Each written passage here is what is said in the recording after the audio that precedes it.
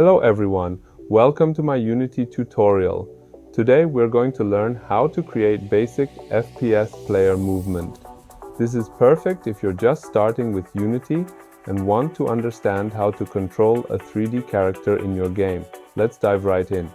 We'll start by setting up our scene. As you can see, I already have a sample scene with a main camera, directional light, and a ground object to serve as our environment. If you don't have a ground object, go ahead and create a plane or cube and scale it up to act as the floor.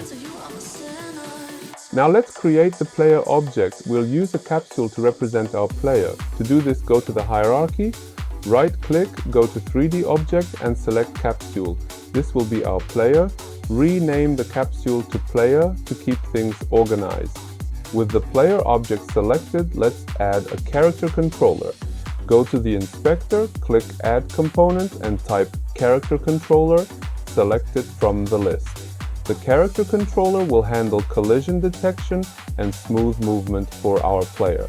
Next, we'll adjust the main camera so that it acts as the player's perspective. Drag the main camera inside the player object in the hierarchy, making it a child of the player. With the main camera selected, reset its transform to position it at the center of the player. Now it's time to write the movement script. In the project window, right-click, go to Create. C# script and name it Player Movement. Double-click to open the script in your code editor. Here's the code we'll use for basic FPS movement.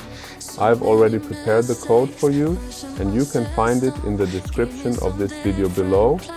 Just copy and paste this code into your script. Once you've saved the script, return to Unity, select the player object in the hierarchy and drag the player movement script onto it to attach it. Next, drag the main camera from the hierarchy into the camera field in the script's inspector. Now, let's test the setup. Click the play button to run the scene, use WASD keys to move the player and the spacebar to jump. The camera should follow the player, giving you a first-person perspective. If everything works, congratulations! You've successfully created an FPS player controller. That's it for this tutorial. If you found this helpful, don't forget to like, share and subscribe for more Unity tutorials. Let me know in the comments what you'd like to see next. Thanks for watching and happy game developing.